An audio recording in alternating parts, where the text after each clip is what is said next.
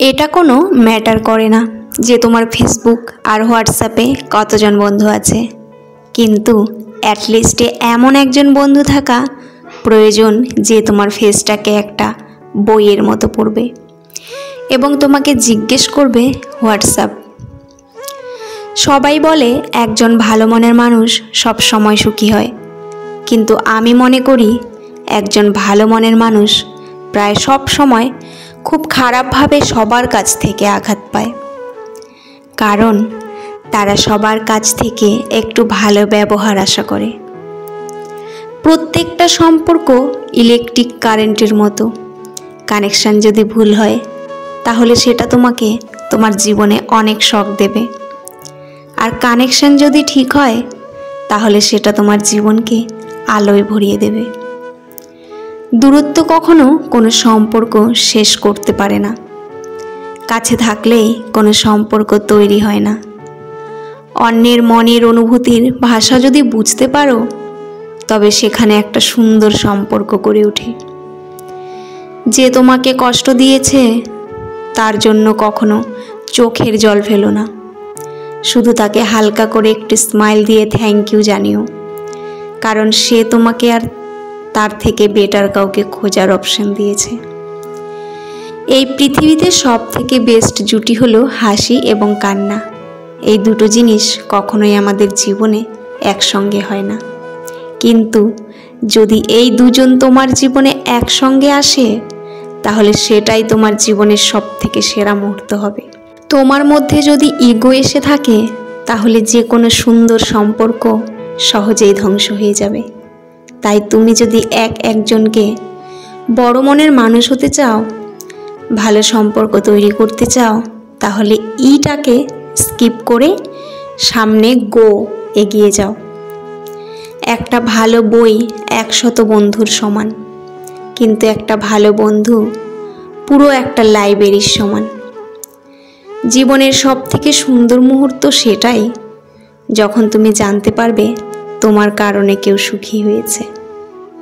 তোমার জীবনের মূল্যবান সময়টা তাদের সঙ্গেই কাটাও যারা কোনো স্বার্থ ছাড়া তোমাকে ভালোবাসে। তাদের সঙ্গে কখনো কাটিও না যারা শুধু দরকারের সময় তোমার খোঁজ নেয়। আমরা চাই বা না চাই, ভালোবাসা, রিলেশনশিপ একটা সময় আমাদের সবারই জীবনে আসে, কিন্তু ওটা ওখানেই স্থায়িত্ব নয় যেখানে রেসপেক্ট এবং ভালো ব্যবহার পায়। আমি দেখতে হয়তো সুন্দর নই, কিন্তু আমার হাতটা সব সময় বাড়িয়ে দিতে চাই তার জন্য যার সাহায্যের প্রয়োজন, কারণ সুন্দরতা মুখে নয়, মনে থাকা উচিত। সবসময় একটা সুন্দর মন খোঁজার চেষ্টা করো, কখনো ভালো চেহারা খুঁজো না, কারণ সুন্দর চেহারা সব সময় ভালো নাও হতে পারে, কিন্তু ভালো ব্যবহার সব সময়ের জন্য সুন্দর হয়। একটা ভালো সম্পর্ক মানে এই নয় যে তার মধ্যে রাগ, ঝগড়া, অভিমান এসব কিচ্ছু নয়। একটা ভালো সম্পর্ক মানে এই সব কিছু মিশিয়ে নিজেদের নর্মাল লাইফে বোনাস ব্যাক করা। কাল তোমাকে যে আঘাত করেছে তাকে ভুলে যাও, কিন্তু কাল তোমাকে যে ভালোবেসেছে তাকে কখনোই ভুলো না। তোমার ওই অতীতটাকে ভুলে যাও, এটা দিয়ে দেব তুমি কষ্ট পাও, এবং তোমার প্রেজেন্টে ফোকাস করো যেটা তোমাকে হাসাতে পারে। অতীতের কষ্টটাকে ভুলে যাও, কিন্তু তার থেকে তুমি যে শিক্ষাটা পেয়েছো সেটা কখনো ভুলো না। স্বপ্ন বাস্তব নাও হওয়া পর্যন্ত তোমাকে স্বপ্ন দেখে যেতে হবে। স্বপ্ন সেটা নয় যেটা তুমি ঘুমিয়ে ঘুমিয়ে দেখো, স্বপ্ন সেটাই যেটা পূরণের আশা তোমাকে ঘুমাতে দেয় না। তুমি তোমার ভবিষ্যৎ পরিবর্তন করতে পারবে না ঠিকই, কিন্তু তোমার অভ্যাসগুলো পরিবর্তন করতে পারবে, আর তোমার এই অভ্যাসগুলো একদিন নিশ্চিতভাবে তোমার ভবিষ্যৎ পরিবর্তন করে দেবে। জীবনের কঠিন বাধাগুলো আসে তোমাকে ধ্বংস করতে নয়, তোমার ভেতরে থাকা অসীম শক্তি আর সম্ভাবনাগুলোকে জাগিয়ে তুলতে। ওই বাধাগুলো কেউ দেখিয়ে দাও যে তুমিও কতটা কঠিন। তুমি যদি তোমার কাজকে স্যালুট করো, দেখবে তোমাকে আর কাউকে স্যালুট করতে হবে না। কিন্তু তুমি যদি তোমার কাজকে অসম্মান করো, অমর্যাদা করো, ফাঁকি দাও, তাহলে তোমাকে কাজ ছাড়া সবাইকে স্যালুট করতে হবে। যদি সূর্যের মতো উজ্জ্বল হতে চাও, তাহলে প্রথমে তোমাকে সূর্যের মতো পুড়তে হবে। যারা হৃদয় দিয়ে কাজ করতে পারে না, তাদের অর্জন আনন্দহীন, আকর্ষণহীন। এমন সাফল্য থেকে সৃষ্টি হয় চরম তিক্ততা। আজ হয়তো সময়টা খারাপ, কিন্তু সারা জীবন থাকবে না। তবে আজকে যাদের চিনে নিলাম, তাদের সারা জীবন মনে থাকবে। জটিল কাজে বেশি আনন্দ পাওয়া যায়, তাই সফলতার আনন্দ পাওয়ার জন্য মানুষের কাজ জটিল হওয়া উচিত।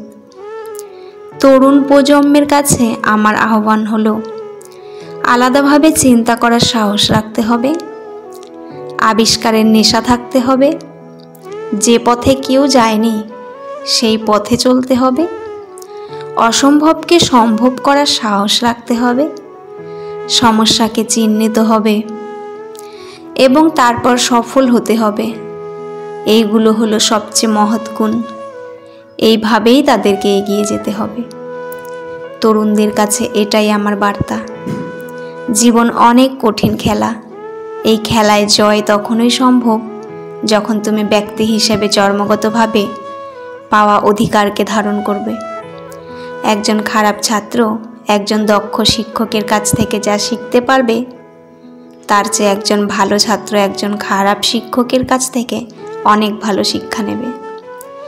প্রথম সাফল্যের পর বসে থেকো না, কারণ দ্বিতীয়বার যদি তুমি ব্যর্থ হও, তাহলে সবাই বলবে প্রথমবার শুধুমাত্র ভাগ্যের জোরে তুমি সফল হয়েছিলে। প্রশংসা করতে হবে প্রকাশ্যে, কিন্তু সমালোচনা ব্যক্তিগতভাবে। যে অন্যদের জানে সে শিক্ষিত, কিন্তু জ্ঞানী সে যে নিজেকে জানে। জ্ঞান ছাড়া শিক্ষা কোনো কাজে আসে না। বৃষ্টির সময় প্রত্যেকটা পাখি কোথাও না কোথাও আশ্রয় নেয়, কিন্তু ঈগল মেঘের উপর দিয়ে উড়ে বৃষ্টিকে এড়িয়ে যায়। বন্ধুরা, ভিডিওটি কেমন লাগলো অবশ্যই কমেন্টে জানাবেন। আজকের পর্বটি এখানেই শেষ করছি। পরবর্তী একটি নতুন ভিডিও নিয়ে আবার আসব। ততক্ষণ আপনারা ভালো থাকবেন, সুস্থ থাকবেন আর নিজেদের যত্ন নেবেন। আর আমার ভিডিওটি ভালো লাগলে অবশ্যই চ্যানেলটি সাবস্ক্রাইব করে পাশে থাকা বেল আইকনটি প্রেস করে দেবেন। আমার পুরো ভিডিওটি দেখার জন্য আপনাদের অসংখ্য অসংখ্য ধন্যবাদ। ভিডিওর শেষে জয় শ্রীকৃষ্ণ লিখতে ভুলবেন না। ধন্যবাদ বন্ধুরা।